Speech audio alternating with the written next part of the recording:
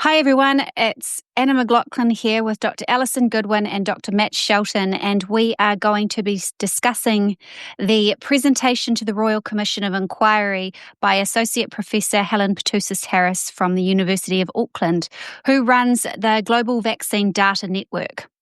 So thanks for being here with me, guys. Thank Hi, you. Anna. So Alison, can you just give us a little bit of clarification around sort of where we're heading and what we're going to be discussing today? So I'll just say the date so that we know where we are in time. It's the 17th of September 2025. So yes, we are discussing the public presentations. So we've already previously discussed Professor LeGros's presentation in July to the Royal Commission of Inquiry, and then Dr. Helen Petousis-Harris was also within that same week. So she's New Zealand's vaccinologist with, as you said, global links to global networks monitoring vaccine safety. And so she was questioned by the Royal Commission of Inquiry in July, and the questioning wasn't sort of what I was expecting or wasn't what I was hoping. I mean, she is in charge of our vaccine safety and the monitoring, and she wrote a paper in 2020 describing all that should be done with regards to monitoring vaccine safety. When she was questioned, she was actually there more as a communications expert and speaking about how to convince people to take vaccines and to combat vaccine hesitancy. She wasn't actually asked anything about the science or about the studies or the research that she's been doing. And I found that quite unusual. So yeah, we're going to discuss that to a certain degree, and whatever else comes up there. So I shall hand over to Matt now. Hey, thanks, Alison. Look, that first point I think is worth spending some time on. This commission is tasked with investigating government decision making, and if anybody is sort of closely associated with the campaign around convincing people to get vaccinated on behalf of the government, it is Helen Petousis-Harris. Now, we've done a number of commentaries, and unkindly you might call them hit pieces, on a mixture of sort of waffle and very inaccurate and unmedical sort of language and things before, but there was unfortunately still plenty to criticize this time round. And the point that Alison started with really leapt out to a number of us, and that is the context within which she appeared seemed to have nothing to do with her membership of some important committees and government advisory boards, and was really only around her past work for the WHO as a chair of a safety committee and things, and even there was some inaccuracies around the dates that she said she was working for the WHO, and she didn't mention that she was actually stood down from her chairmanship of a committee for an undeclared conflict of interest. So right out of the gate, there were things to criticize around what she said, but in the context of the current questions and uncertainty around whether or not there is some sort of suppression order that was quoted by Chris Hipkins, who was the COVID response minister for much of the vaccine rollout, and briefly the Prime Minister after Jacinda Ardern resigned. He has said in the media a couple of things. He's hinted that he's not going to turn up himself to the public-facing part of the inquiry, having already spoken in private, because he's prevented from doing so by a suppression order that seeks to protect the safety of people somehow involved in the inquiry. Now, it wasn't just him. All four of the government ministers gave the same refusal, essentially.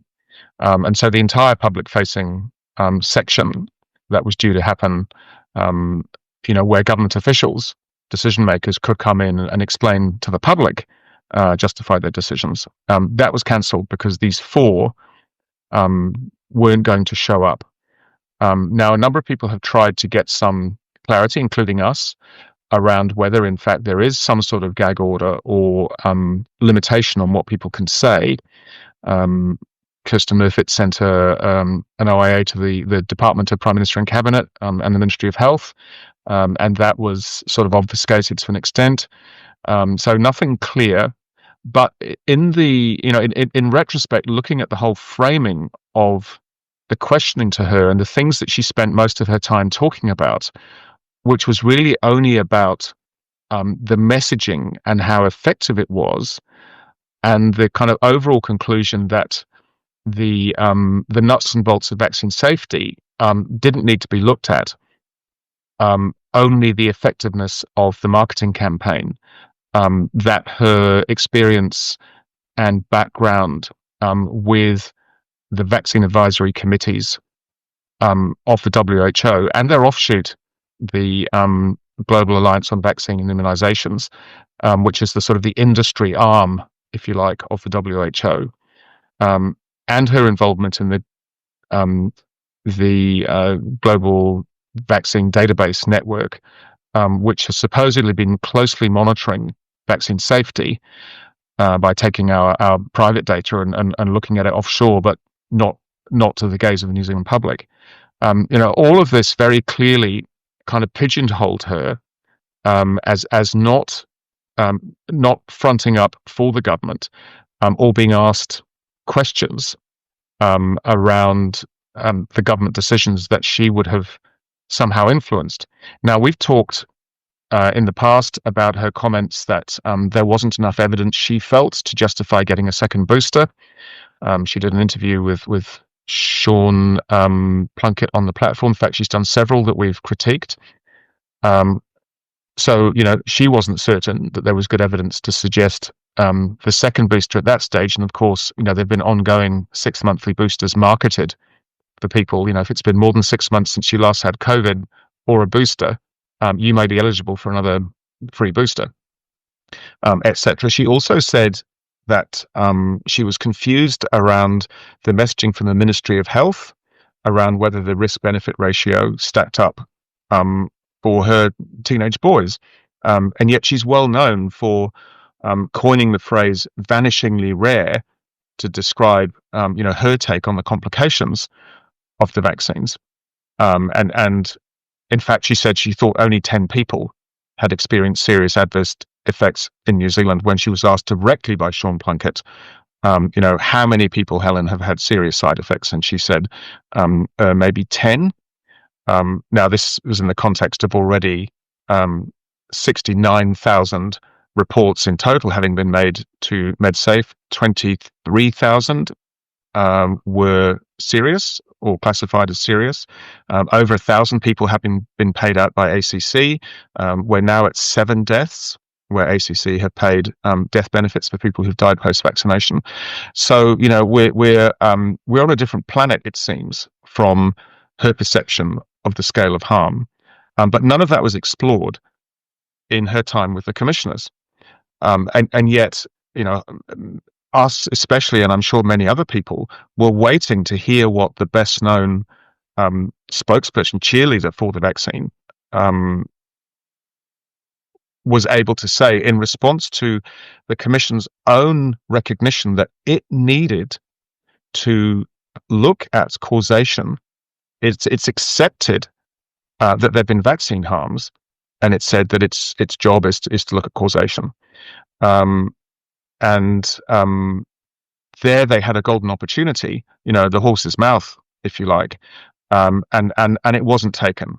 It was all largely ignored. So we were left with far, far more questions that should have and could have and still ought to be asked than were answered. And in fact, we've done a fairly detailed write-up on our website of her testimony to the Commission. But there are some very general and important points of principle that really we'll probably just spend today talking about. I also question around sort of the potential conflicts of interest. I mean, she's received that unrestricted educational grant from Securius, Pfizer, and GlaxoSmithKline in 2020-2021 to do the misinformation report. She's also received $10 million or so from Health and Human Services from the American government. She's received seed funding from the Gates Foundation and also received funding from CEPI, which is heavily funded by the Gates Foundation. So perhaps she also wasn't allowed contractually to discuss any negative effects because those companies seek to profit from the very vaccine that she is promoting as safe and effective. So I wonder also if the messaging is limited from her and her capacity to be able to discuss adverse events. I think that's really important. And the thing is, that would also flow, we suspect, to the commission itself, because if there is, a legal order that certain topics are to be avoided, then it seemed to me the commission probably knew that, and would have had to cooperate. And the framing of the hour that she spent and the questions she was asked would look entirely consistent with that if something like that was going on. Sure would. Well, yes, the whole conflict of interest question needs to be addressed, I would have thought, with all the witnesses. I mean, Professor Legros dived in and volunteered that he had no conflicts of interest, but, that's questionable, and questions should have been asked, more detailed questions. But the same with Helen. There was no questioning or no consideration that there might be conflicts of interest. So it's, doesn't necessarily bode well for the outcome of the commission if they're not prepared to ask the questions that, every New Zealander, well, not every New Zealander, but a large majority of New Zealanders want answered. Yes, I think that's right. And the flavour of much of what she talked about was around, the main risk from the vaccines actually being hesitancy. Yeah. And that the thing was so safe, this was the implication, that didn't even need to be discussed. What they were prepared to acknowledge was any failings in the effectiveness of the campaign to persuade, every New Zealander to roll up the sleeve, and subsequently to take these things endlessly, too. And I mean, more and more people are voting with their feet and taking less of these jabs.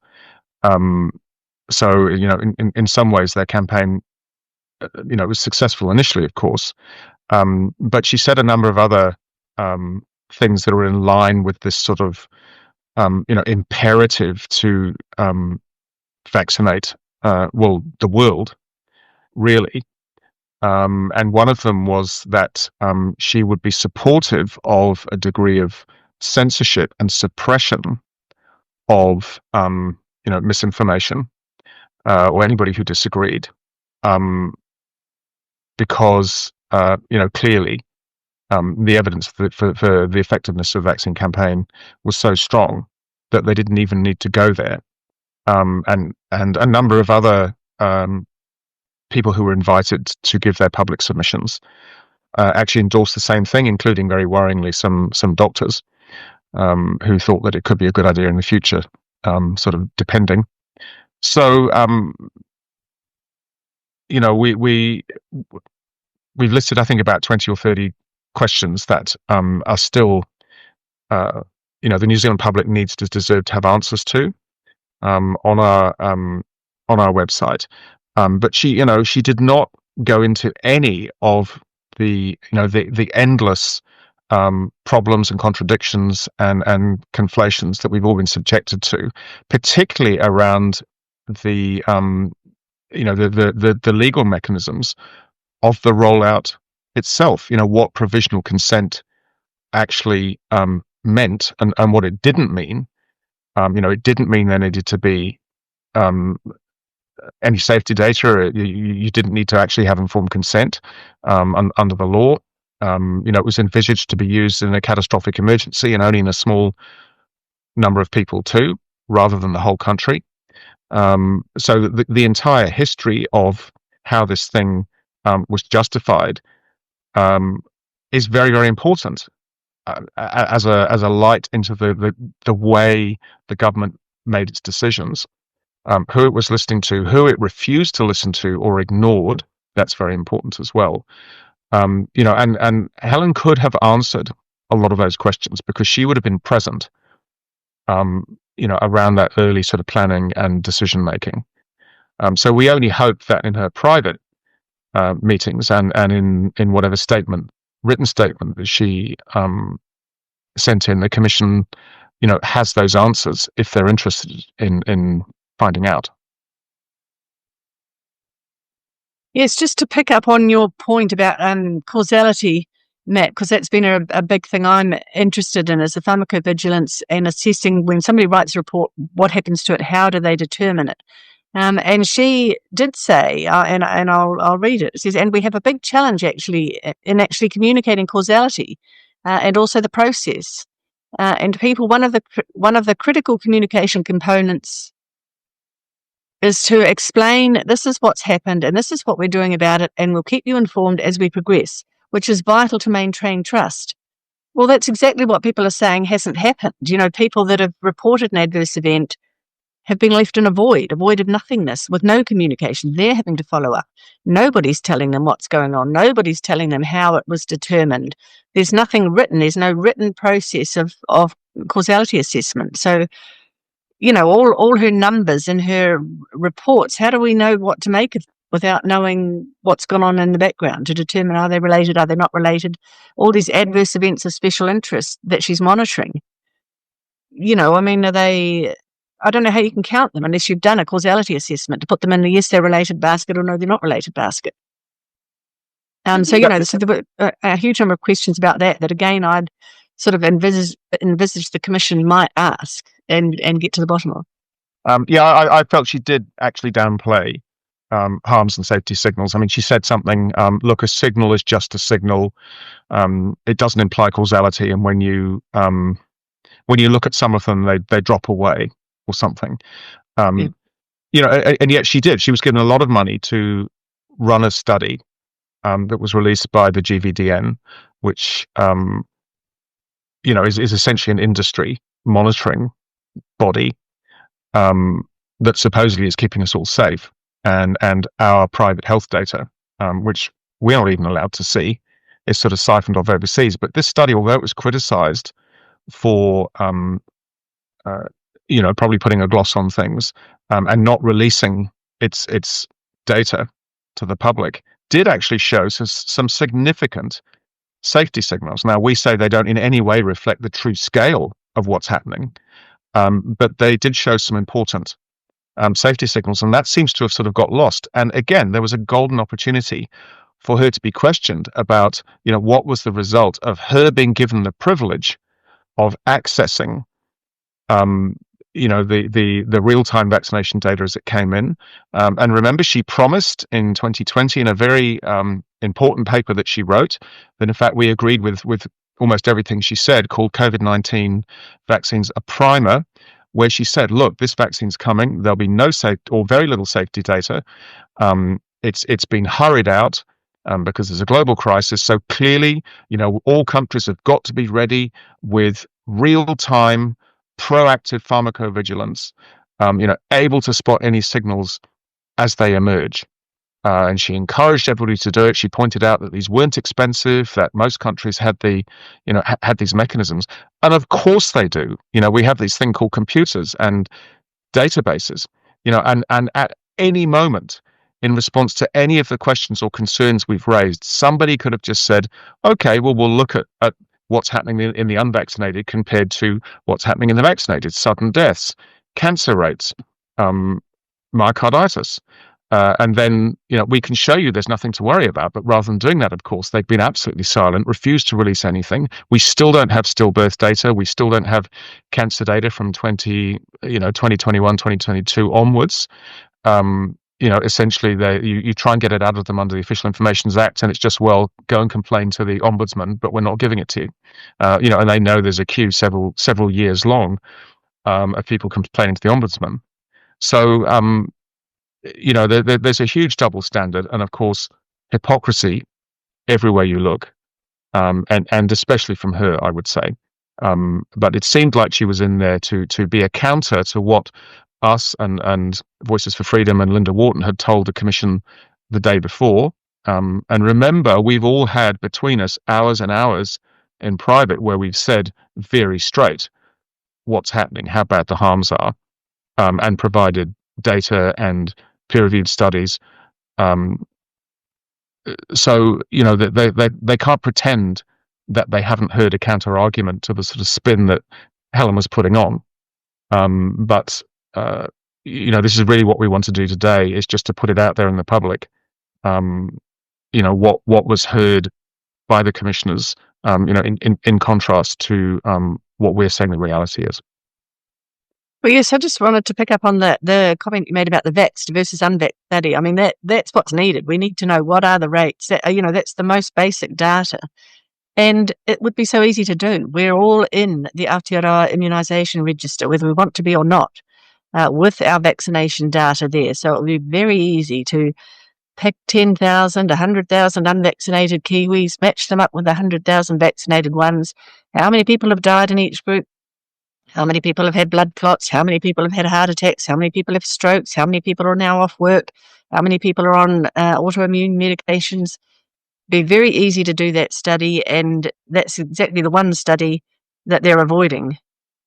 It just seems to be madness. And again, why that would be the question the commissioner should ask: where are the vax versus unvax studies?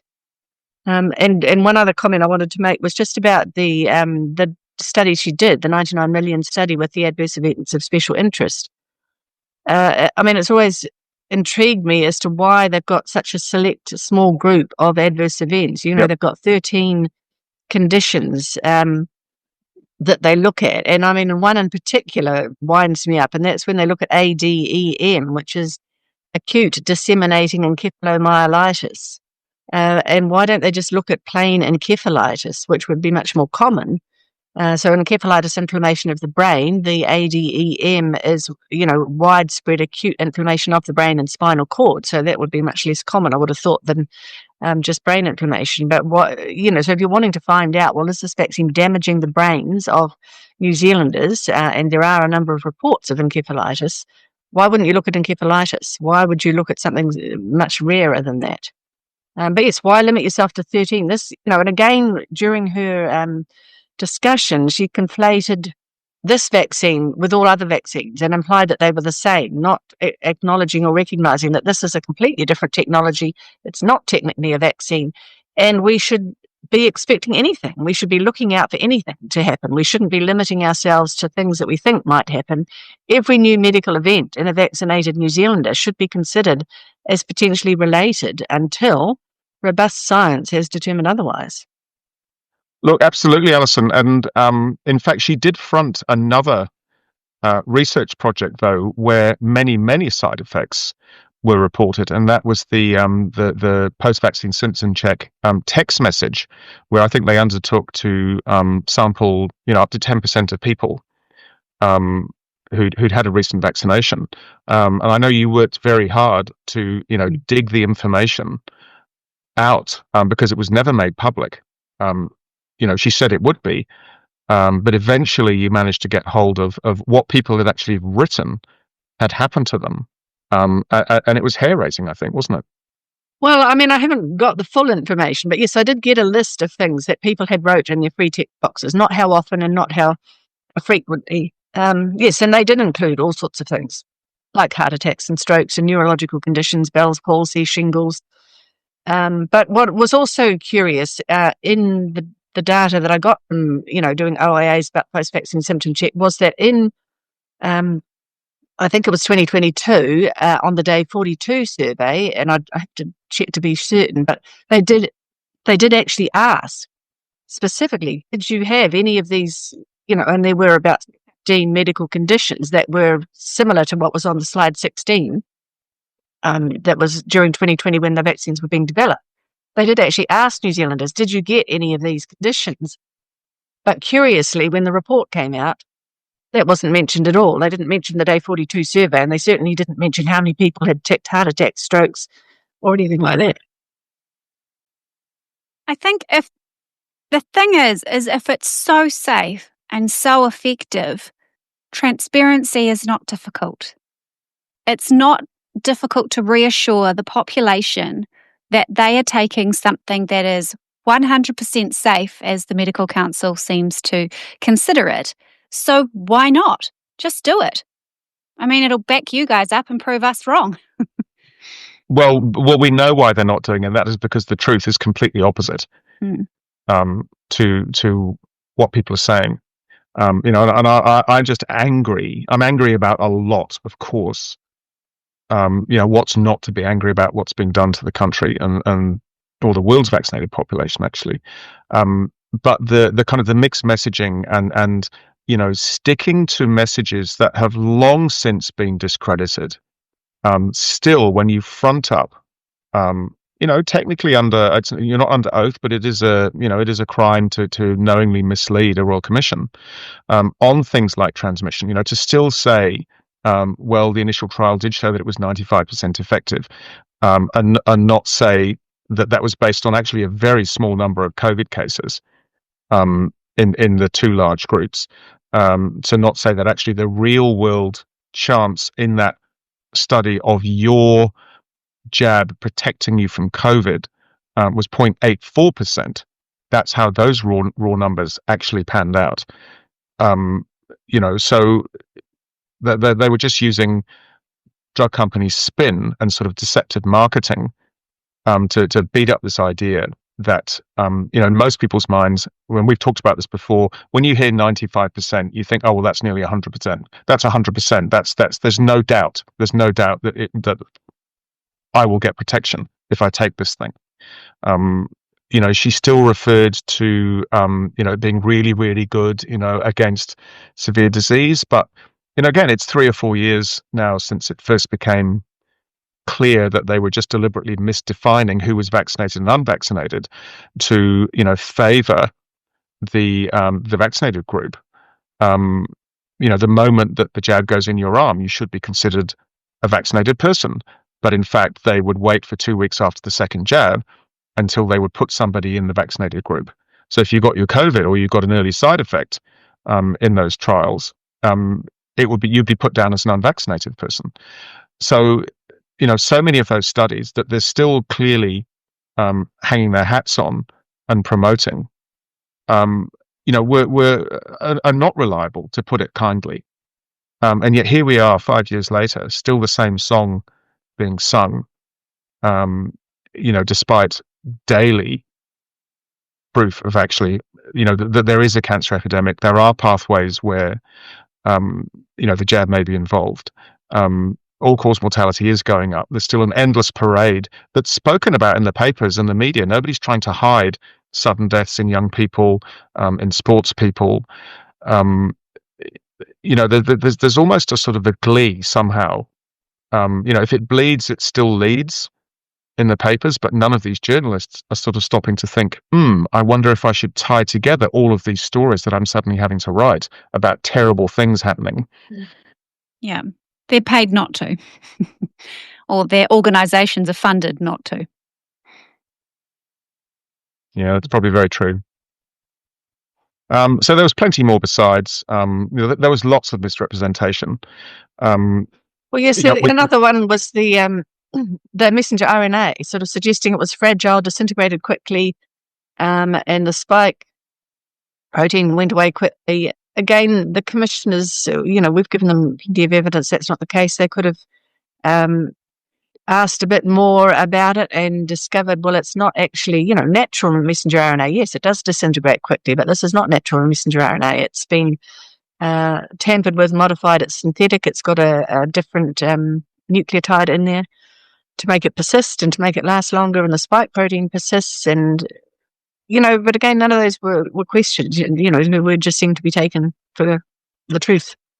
Well, and worse than that, she plainly didn't know, and she was picking numbers out of the air, like her. Yes. Oh, maybe 10 people have had serious side effects in New Zealand. She was asked, or she referred to probably days as being the time that it would take for the body to clear the vaccine components. When in fact, she should know, and I'm sure she does know, that there are studies showing that some people are still churning out the spike protein. So they've clearly still got active messenger RNA in their bodies 2 years after their injection. And in 2021, there were already studies showing persistence of the lipid nanoparticles and the messenger RNA for weeks or months. So to still be saying probably days is repeating something that's scientifically bankrupt. But also clearly she hasn't answered that question for herself. She still doesn't know.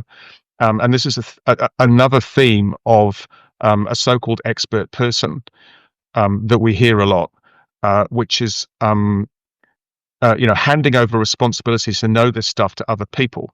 So she's been asked about effects on fertility, and she would say, "Oh, I think someone's looked at that, and it's not a thing." Well, that's not good enough from somebody who calls themselves a vaccinologist and is paraded as being the last word on the detail of how these things work, and what they do to people. Well, it certainly is interesting, and it would be good to be able to get those answers. But do you have any last comments around this discussion today? Well, yes, I guess since her questioning was mostly about the disease of vaccine hesitancy, and I'm not sure if it's got an ICD-10 code yet, but the cure for the disease of vaccine hesitancy is the truth and honesty and the ability to answer any question from anyone. And if they can be honest and transparent and provide the data and that, then people will trust them. But at the moment, when you can't answer simple basic questions or you tell things that are obviously incorrect, then there is going to be no trust. And that's just going to make vaccine hesitancy a whole lot worse. Yeah, I'd agree with that. And it's a shame to see in our health officials the same instinct that we've seen. We're all used to seeing it in politicians, and that is to say anything other than to say, well, I don't know, or it's not clear. Some questions are very obvious, and there are others where there's still uncertainty, certainly in science. And we should all be okay with that. But the signature of this 4 years, certainly since the vaccine rollout, has just been a constant barrage of the same increasingly unsupportable statements that are further and further away from what plenty of peer-reviewed, quality, consistent research is saying louder and louder. And that is that this is the biggest health disaster in history. And even that's probably underplaying the significance into the future. So it was an appalling showcase of being deaf, blind, and dumb to the truth. Certainly facing some uncertain times. Well, thank you so much, everyone, for being here with us for this discussion. If you would like further information or to read the articles mentioned previously by Matt or Alison, you can head to our website at www.nzdsos.com. And we will see you next time. Thanks, everyone.